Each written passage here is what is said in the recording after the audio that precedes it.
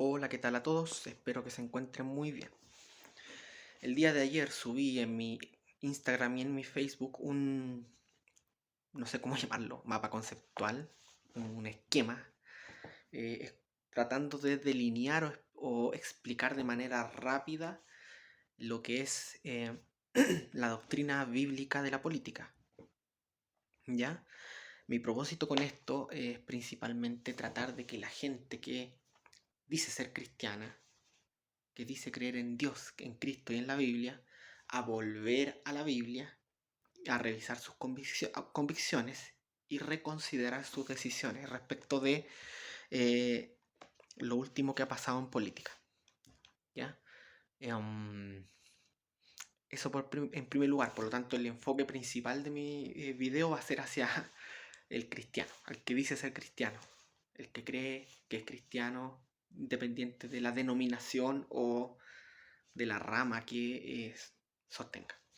Y en segundo lugar es pedagógico, o sea, mi intención es que incluso aquellos que puedan no estar de acuerdo con las premisas que yo voy a expresar aquí, aquellos que no sostengan la fe cristiana, puedan aprender más o menos cómo piensa un cristiano en este asunto.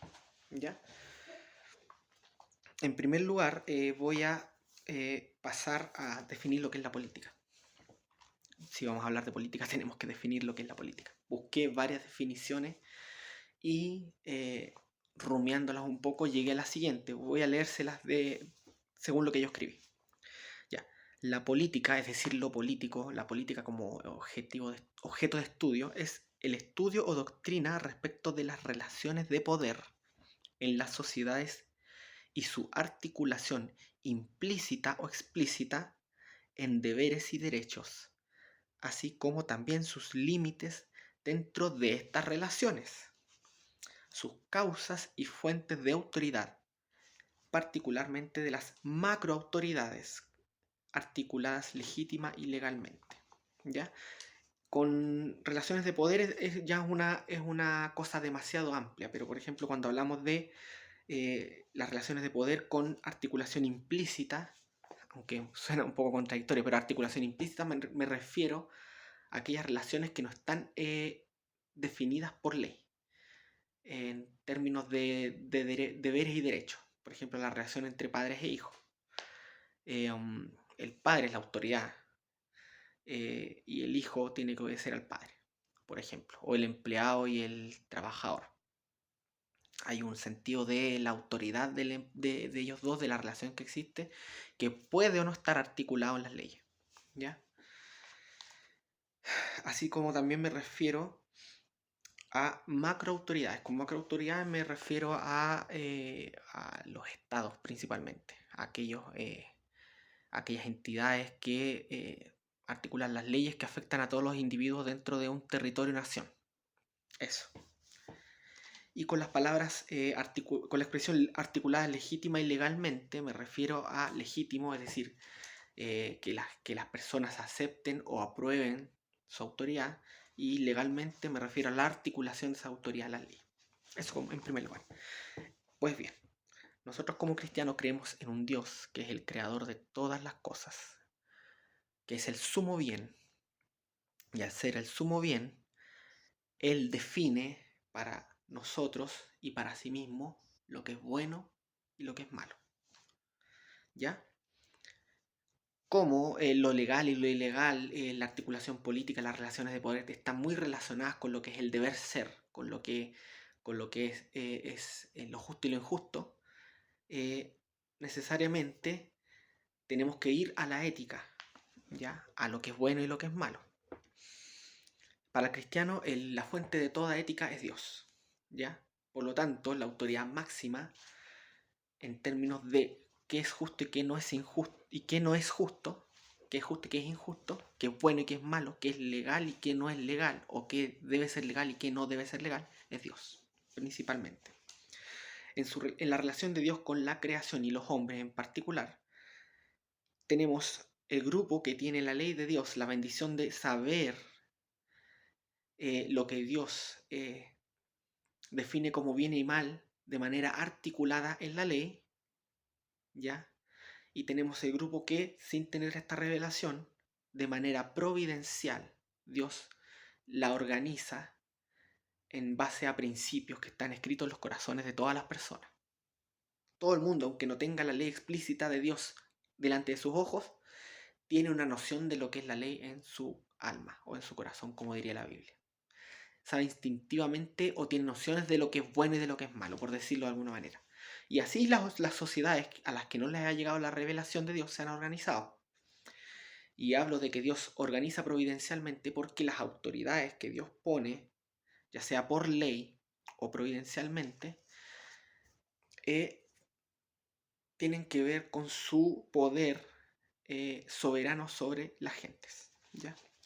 Por ejemplo, cuando la Biblia dice que Dios saca reyes o pone reyes, o cuando le dice a Nabucodonosor explícitamente que él no tendría poder si Dios no le hubiera dado el poder. Nabucodonosor no era un judío, era un gentil. ¿Ya? ¿Por qué entendemos esto? Porque para nosotros los creyentes la ley de Dios es universalista, es decir, no aplica solamente al creyente, sino que aplica a todos los hombres que ha creado Dios, incluyendo al ateo, incluyendo al gnóstico, incluyendo a la feminista, incluyendo a los presidentes, da lo mismo. ¿Ya? Entonces Dios, ya sea por la providencia o por la ley, da autoridad sobre gentes. Autoridad sobre gente porque las sociedades se han organizado de diferentes formas en términos de autoridad. Pues algunos han tenido reyes, monarcas, otros han tenido caciques. En la actualidad nos organizamos de manera democrática por medio de un presidente, un parlamento, en las diferentes naciones, etc. Pero en resumen es darle autoridad sobre gentes a ciertas personas. Los políticos, por decirlo de alguna manera. ¿Ya? Como es una autoridad que Dios da, entendemos que es una autoridad derivada.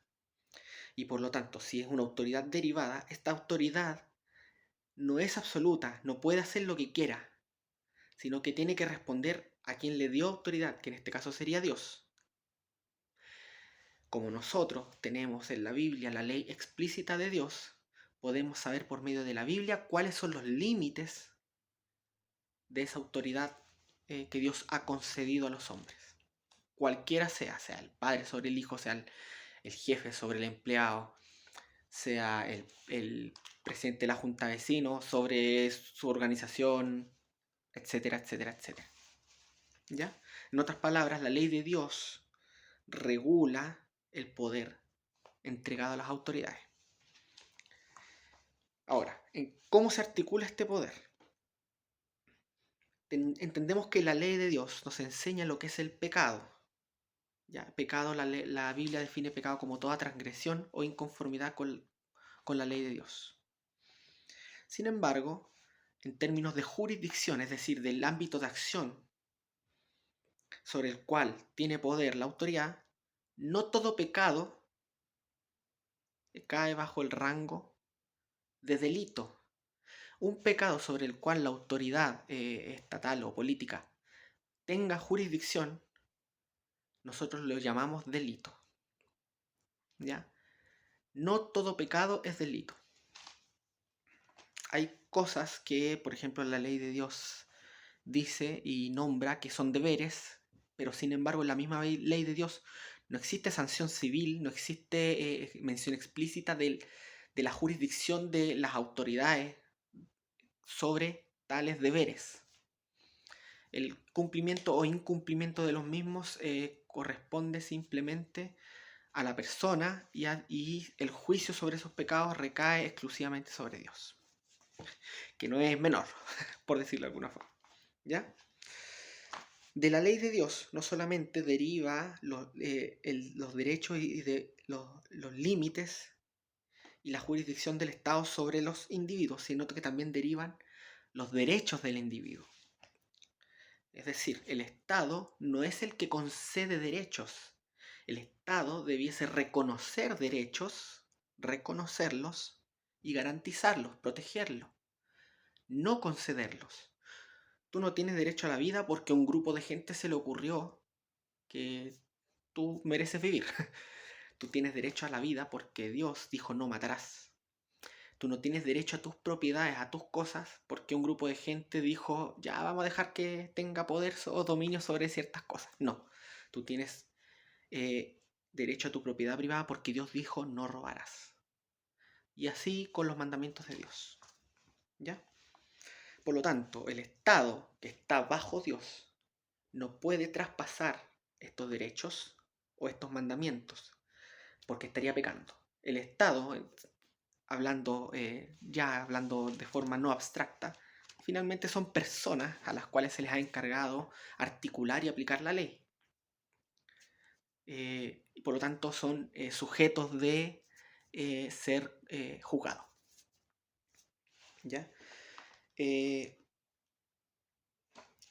¿Cómo podemos ver el error que cometieron las personas que dicen que creyeron en Dios y que votaron a prueba en un contexto país en el cual el voto a prueba fue lo más necio, por decirlo de alguna forma? Porque tú al votar a prueba, tú que eres cristiano, cuando votaste a prueba, lo hiciste amparado en una ola que le dio contexto a ese voto. Y esa ola incluía sectores que impulsan ideas y proyectos que son totalmente contrarios al Dios, al Cristo y a la Biblia que tú se supone que dices seguir.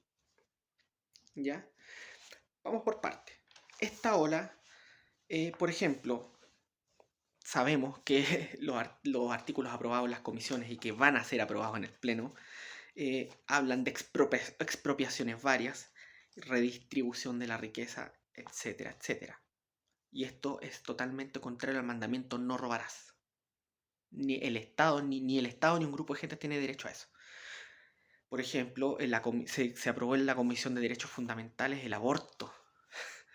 Esto es una total transgresión del mandamiento no matarás. También como sistema de educación se quiere impulsar la ESI, la educación sexual integral, desde la primera infancia, en donde se les va a enseñar a los niños una idea de lo que es la antropología humana, el placer del sexo y otras cosas más que son contrarias a la Biblia. Contrarias a la Biblia. La ley de género es una ley que es totalmente contraria a la antropología bíblica y a la psicología bíblica que nos enseña que Dios en el sexto día de la creación hagamos al hombre a nuestra imagen y semejanza, varón y hembra los creó. Ambos tienen en igualdad en que son imagen de Dios, pero uno es varón y el otro es hembra, no hay más, no hay más. Y el Estado ahora quiere obligar o bajar por defecto esta visión, esta antropología. Eso es un error. Sistemas de justicia. Se acaba la igualdad ante la ley. La Biblia enseña claramente que Dios no hace excepción de personas. En Proverbios se nos enseña que el juez no debe tratar al rico y al pobre de diferentes formas. Dice explícitamente que al pobre no tiene que tratarlo mejor que al rico, ni al rico mejor que al pobre, sino justamente. Y lo peor es que estas cosas que fueron aprobadas hoy día en el Pleno, en los sistemas de justicia, fueron desechados 2 artículos. Pero el resto es una expresión de la desigualdad ante la ley. Si votas a prueba esto, tú te vas a hacer cómplice de la articulación de la injusticia en contra de la palabra de Dios, tú cristiano. Por lo tanto, te animo a informarte más y votar rechazo de salida. ¿Ya? Cualquier duda, consulta, objeción, me pueden preguntar acá en los comentarios o por interno. Los pasajes de los cuales yo me agarré para para este esquema también me los pueden preguntar, yo voy a responder. Eso. Espero que haya sido claro y espero que les guste. Adiós.